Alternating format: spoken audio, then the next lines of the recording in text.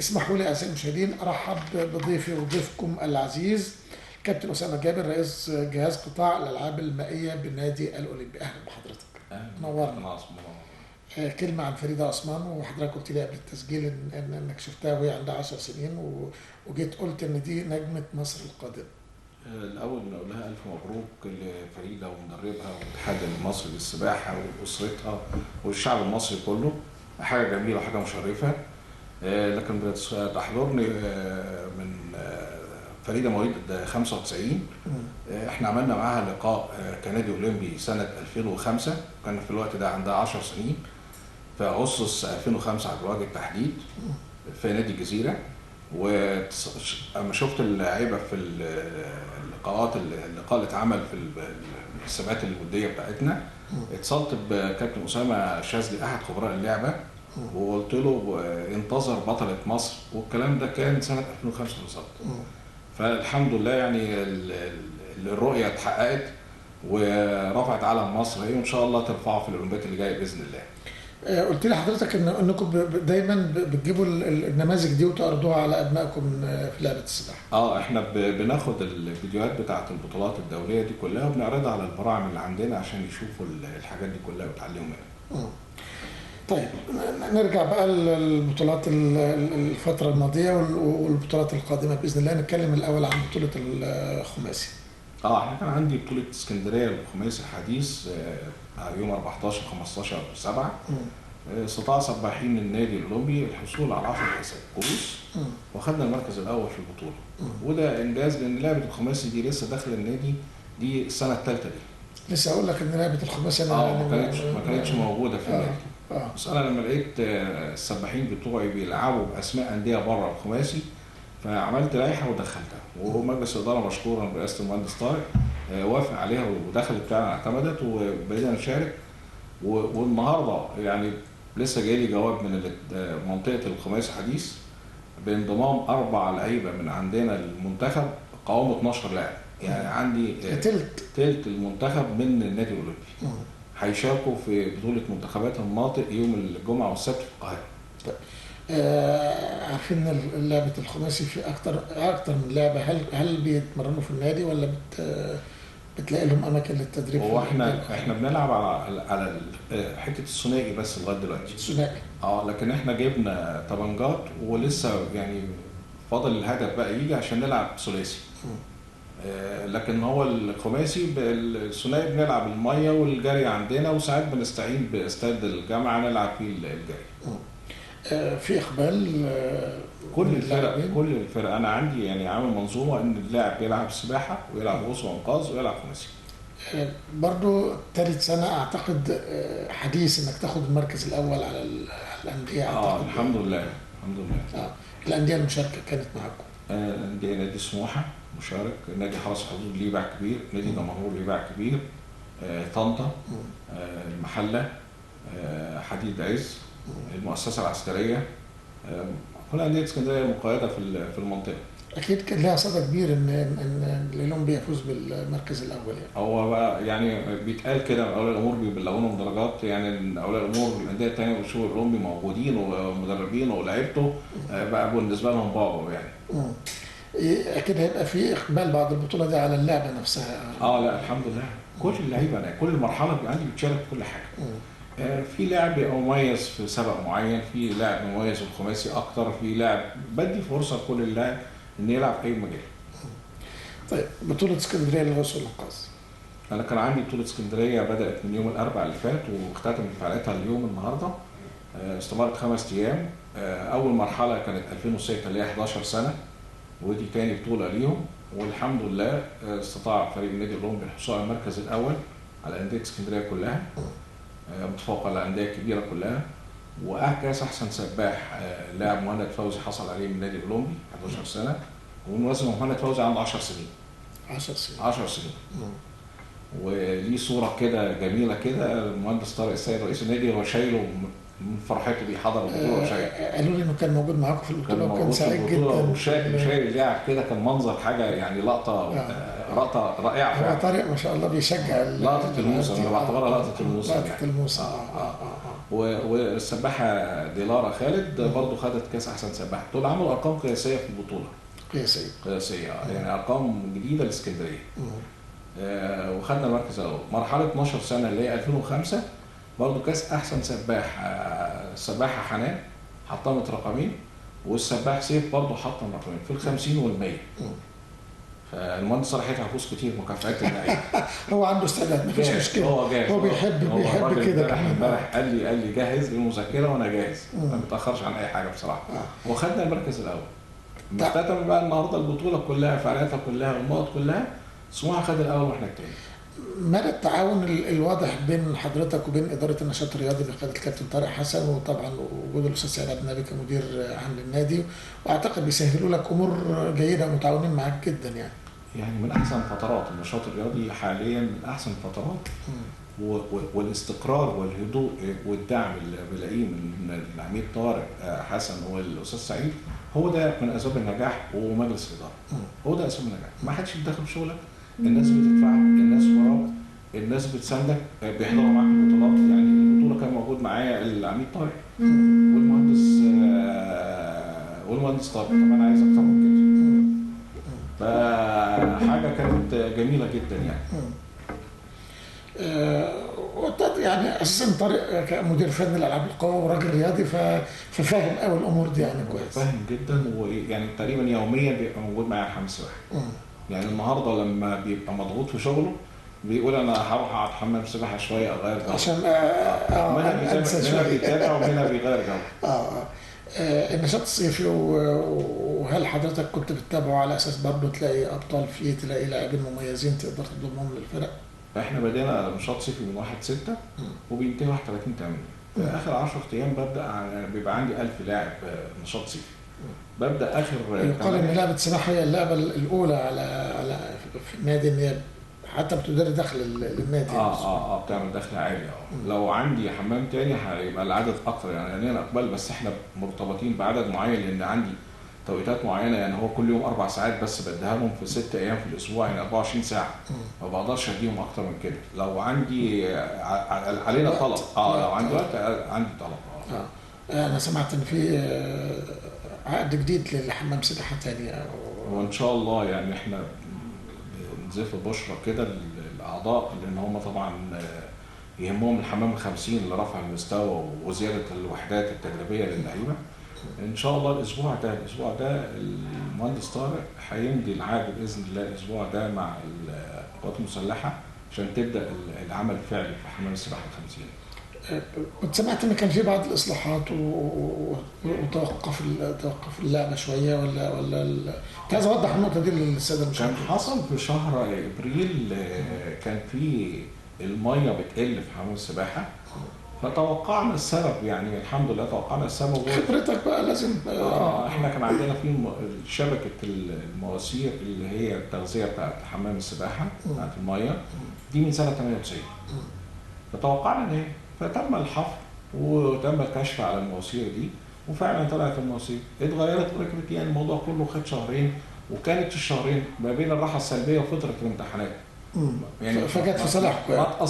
ما تاثرناش فنيا قوي، يعني ما اثرتش علينا. وفنيا قدرتوا تاخدوا مكان بديل لحد ما يعني كان في لعيبه محتاجه انها تاخد راحه، وفي لعيبه استمرينا بيها. خدنا اماكن، يعني وزعت الفرق في كذا مكان في اسكندريه عشان ما تاثرش.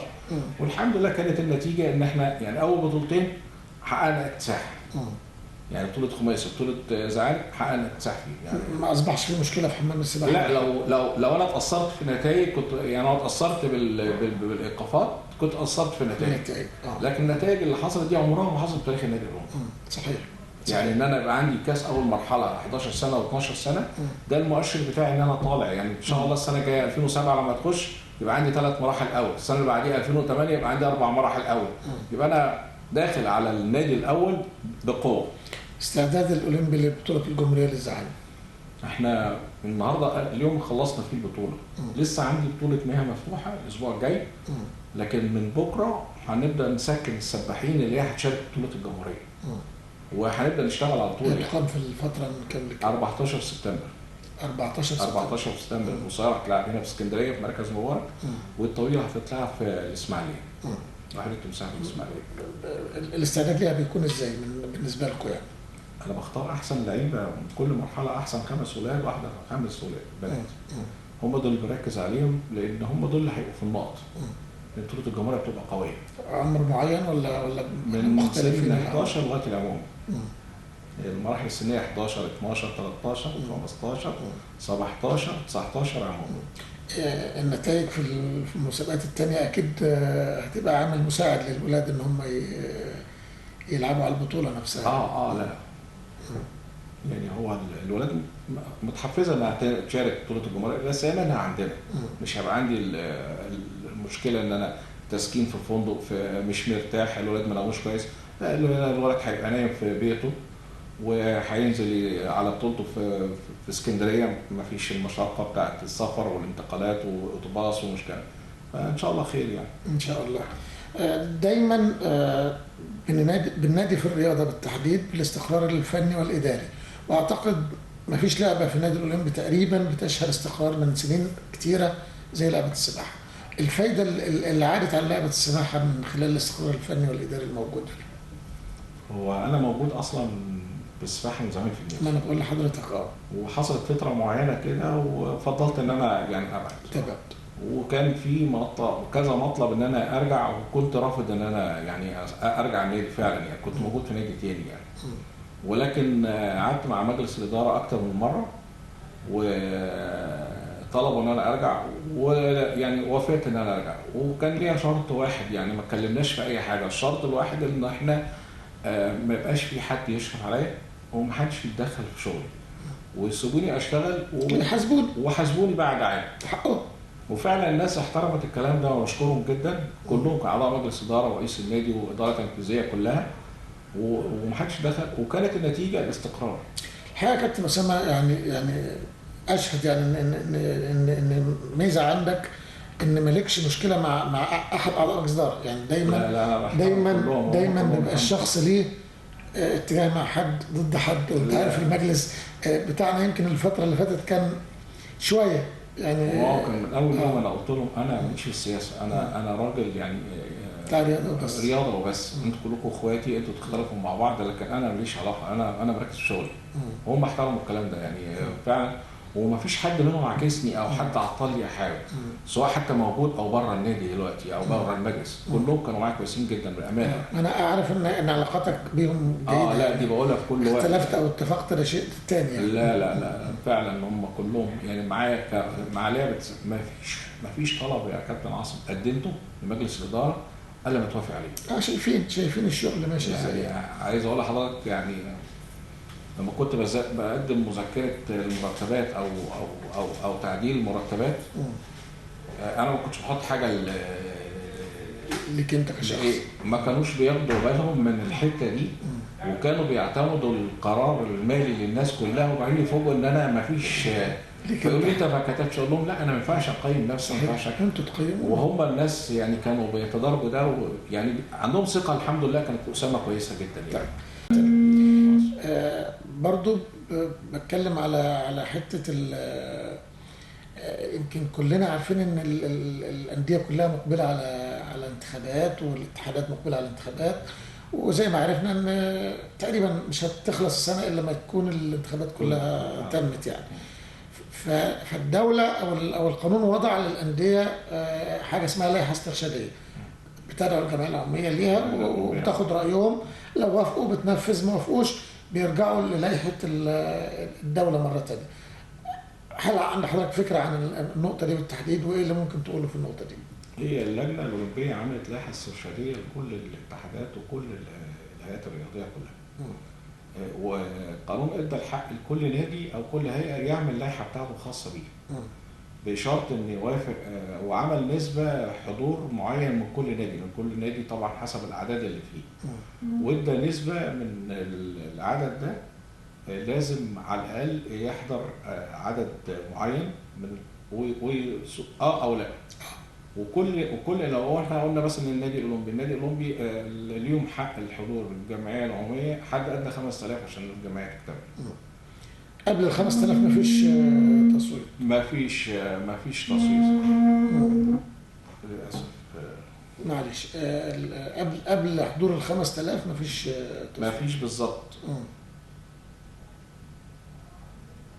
فده بالنسبه للائحه الاسترشاديه اللي عاملاها اللجنه الاولمبيه. النادي عمل لائحه، جاب انديه اسكندريه كلها اجتمعت وعملوا لائحه موحده، وبعدين كل نادي شكل لجنه من خبراء النادي.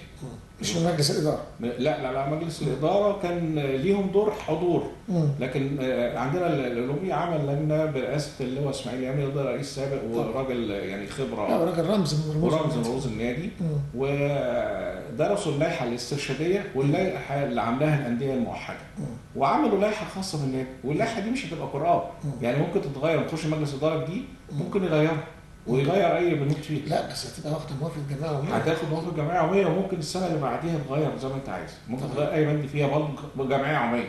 النهارده انت كنادي او كاعضاء جمعيه عموميه بقيت صاحب الحق ان انت تعمل اي حاجه، وده ما كانش موجود. انت كان بيتفرض عليك زمان يبقى 2 تحت السن، لا انت ممكن تقول 3 تحت السن. كان بيتفرض عليك عضو مرأة، انت ممكن تقول لا ما فيش مرأة، ممكن تقول لا يعني انت تعمل قانونك، انت تعمل دستورك. جميل. فدي ده المساخ الاولمبي الجديد. فدي حاجه كويسه. حتى لو في ناس متحفظه على اي حاجه خش وعدل.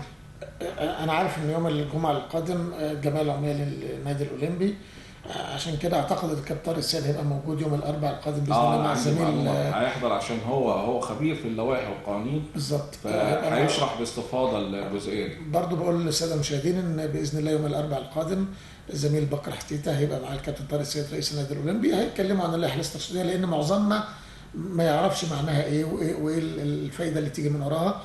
لا، الفايده اللي تيجي من وراها ان زي ما كابتن اسامه بيقول، انك انت كعضو في اي نادي انت اللي بتحط القوانين اللي تمشي عليها، اللي المجلس يجي عليها، اللي الانتخابات تمشي عليها. فاعتقد ان الناس بيبقى مطلوب منهم ان هم يحضروا عشان ياخدوا حقهم ده، لان ده الحق. لو ما اكتملتش الجمعيه العموميه بيرجعوا للائحه اللجنه الدوله عامله لائحه هتشتغل عليها. انت ما قدرتش تعمل قانون لنفسك فالدوله سهلت لك وعملت لك قانون. لو انت مش عاجبك قانون الدوله خش انت وانزل وعدل القانون. برضو من ضمن الاتحادات اللي اكيد حضرتك عندك علم بيها الاتحاد السباحه وانتخاباتها اكيد. يعني اتحاد السباحه عمل اللائحه بتاعته وهيبقى عنده انتخابات خلال برضه شهرين من دلوقتي، يعني ممكن انتخابات تكون شهر اكتوبر. هو اعتقد اكتوبر ونوفمبر هيبقى مليان شويه. هو وزير المهندس خالد عبد العزيز وزير الرياضه هو قال اخر حاجه 30/11 معظم لازم الانديه والهيئات تكون خلاص انتخاباتها في الوقت ده. اعتقد خطوه ايجابيه جدا ان يبقى في انتخابات الفتره اللي جايه دي كلها. يعني هو ما ينفعش التعيين، ما ينفعش يعني الناس ما تفضلش معينه كده على طول. لا، والاتحاد الدولي لاي لعبه دلوقتي بيحبذ النقطه دي بالتحديد. يعني هرجع تاني بحضرتك للعبه السباحه واهميتها، وانا كنت شايف ان النادي يعني بسميه ماشي جنب الحيط. يعني في انديه كبيره جدا في اسكندريه بتتربع على عرش السباحه لفترات كتيره. الاولمبي فضل ماشي لحد ما بدا يزاحم الناس دي. يعني هو في طبعا سبورت مسموحه يعني ايوه ليهم امكانياتهم كمان، امكانيات جامده يعني، وحمامات عدد حمامات واجهزه وخبرات كبيره ومدربين محترمين. احنا ما كانش عندنا موجود الكلام ده، وكان الحمام بيشتغل عندنا في الصيف وفي الشتاء بيقفل، ما كانش فيه غلايات. فحطينا سيستم من اول ما دخلنا وجبنا غلايات تسخين. النهارده ما بقاش عندنا مشكله في الشتاء ان الميه سخنه ولا ساقعه. خلاص ده احنا السباحين ساعات بتشتكي من درجه سخونه الميه، يعني احنا بنظبط درجه حراره الميه على 28 ساعات بتعدي من الفنين عن كده فبتبقى سخنه اكتر. ما بقاش في مشكله في الشتاء بالتحديد. انت بتشتغل وممكن عايز تتمرن الساعه 5 الفجر تروح تتمرن خلاص الميه سخنه طول الوقت. كان في مشكله ان انت السولار خالص. لا ما عندناش المشكله دي لان احنا بقى عندنا غاز. فانت بتفتح الزرار الميه مش بتشتغل. فده يوفر ان انت تقدر. انا كنت فاكر كنت تقفوا لحد ما تجيبوا السولار وبعدين تبقى يعني كنا بناخد على الحساب. طيب برضو النقطه اللي اكيد واجهتها لما جيت المدربين والامكانيات اللي بتوفر لهم والمرتبات ومدى صرفها في الشهر المتتابعه. اعتقد دي كانت مشكله بتقابل تقريبا كل قطاع الرياضه بالاولمبي قبل كده يعني. انا افتكر فتره قبل ما اجي كان بيتعمل اعلان على باب النادي عايز مدرب سباحه. ودي كانت اهانه للقطاع او للنادي الاولمبي العريق. ما كانش حد بيقبل يجي، مفيش حد محترم او عنده خبره او ليه اسم كان بيقبل يجي. اللي بيجي اللي ملوش خالص. لان كان المدربين قعدت سنه ما بتقبضش. ومفيش مدرب محترم يقبل انه يشتغل ما يقبضش. لا كمان هو بتشتغل عشان برضه يا اما انت هتقبض من اولياء الامور يا اما هتعمل حاجه مش مظبوطه. بالظبط. فدي طبعا كانت كارثه يعني. لكن احنا لما بدينا كان في منظومه عملناها، يعني اتفقت مع مجلس الاداره ان ما هو في بطوله قطاع بطوله وفي قطاع ممارسه. فالبطوله ده انا اديله مكافئات لكن الممارسه ده يدفع. صحيح. فاحنا عملنا السيستم ده باختصار بسيط كده، اللاعب اللي هو بيمارس يدفع اشتراك رمزي. صحيح. من حصيله الاشتراك الرمزي ده بندفع قد المدربين النهارده مجرد ما الشهر يعني مش عايز اقول لك احنا بنسبق انديه ليها اسم كبير في المرتب النهارده. صحيح ممكن لسه المرتبات ما وصلتش برضه الانديه الكبيره قوي، لكن احنا بنتدرج لان احنا كنا بعيد. شوف يا كابتن، انا ليا راي في النقطه دي. ما دمت بتدينا انتظام حتى لو اقل شويه يبقى دي حاجه كويسه. لا مش انتظام، ده اسرع من الانديه الكبيره. انا مش عايز اقول انديه بعينها، بقينا بنقبض اسرع من الانديه. من ساعه ما بديت ما فيش شهر المرتب اتاخر، يعني وصل ليوم 7 او يوم 8، يعني قبل يوم 10 الناس كلها لا وانت كمسؤول كمان تقدر تتحكم في المدرب يعني ما يفلتش من ايدك زي ما بنسميها. يتجه لاولياء الامور، علاقات معينه. موجود، هو كله بقى موجود. هو ده بقى الجهاز بتاع اسامه، ما فيش حد منهم خلاص، كله حابب المكان، كله بيخلص مكانه، كله بيشتغل. اذا واحد بيشذ على القاعده هو ده بيطلع بره بيخش واحد مكان، لكن الجهاز بقى خلاص بقى. طموح الكابتن اسامه والجهاز اللي معاه بعد تواجد حمام سباحه اولمبي ان شاء الله بعد فتره بسيطه يعني نقدم سباحين لمنتخب مصر. السباحه القصيره والسباحه الطويله، ده طموح. واعمل سباحه لذوي الاحتياجات الخاصه. ده انت فتحت لي نقطه مهمه جدا. يعني احنا كنا اتكلمنا فيها مع، ودول مش هيبقى منتخب مصر، دول هنوصل بيهم العالميه ان شاء الله. يعني احنا كنا اتكلمنا مع المهندس طارق والعميد طارق حسن في الجزئيه دي، واعلنا وبدات ناس تيجي وداخلين ضمن النشاط الصيفي. لكن املنا ان احنا نطلع من النشاط الصيفي عندنا كام واحد يبقى هم دول نواه ونبدا بيهم. بعد سنه بعد 2 يبقى لينا مستوى تدريب معين ونبدا نصنفهم. انت عارف متحدي الاعاقه بيتقسموا في الاتحاد ما بين حركي ما بين ذهني، والجديد بقى فيه بصري كمان، حسب كل واحد اعاقته بيبقى ليه درجه، ده كذا ده كذا. فيعني نفسي بقى الموضوع ده يعني يكبر عندنا في النادي، حاطينه في حساباتنا. بس طبعا وقت الحمام السباحه يعني ضيق، فلو برضه الحمام الجديد هيخلص ده هيساعد. لكن احنا بدينا من الصيف ده، من الموسم الصيفي ده بدينا، وبدا يبقى في اقبال. عندي بعض العناصر.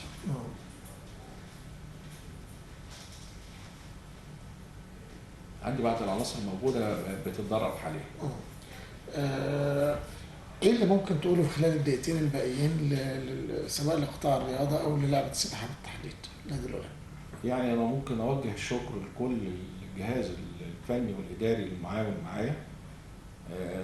تعبوا بيتحملوني، يعني في وقت بيبقى فيه انا ببقى عصبي شويه عليهم بيتحملوني، بقول لهم ما تزعلوش انتوا كلكم ولادي واخواتي، بس انا ببقى غيور على النادي، ببقى غيور على النجاح، بغيور على اسمي واسمكم. بشكر اولياء الامور اللي بيتعاونوا مع اولادهم وبيصرفوا كتير وبينزلوا وبيطلعوا ويعني وبهنيهم على النتائج اللي حققوها. بشكر مجلس الاداره، لان لولا مجلس الاداره والادارات التنفيذيه المعاونه كلها ما كانش بقى فيه النجاح ده، ولا كان فيه اسامه جابر بالمنظر ده. وان شاء الله مزيد من النجاحات كابتن اسامه، وباذن الله يعني يتم بسرعه عمل الحمام الاولمبي اللي انت بتحلم بيه واحنا اكيد بنحلم بيه، وان شاء الله نشوف كمان ذوي الاحتياجات الخاصه متواجدين داخل النادي. ان شاء الله.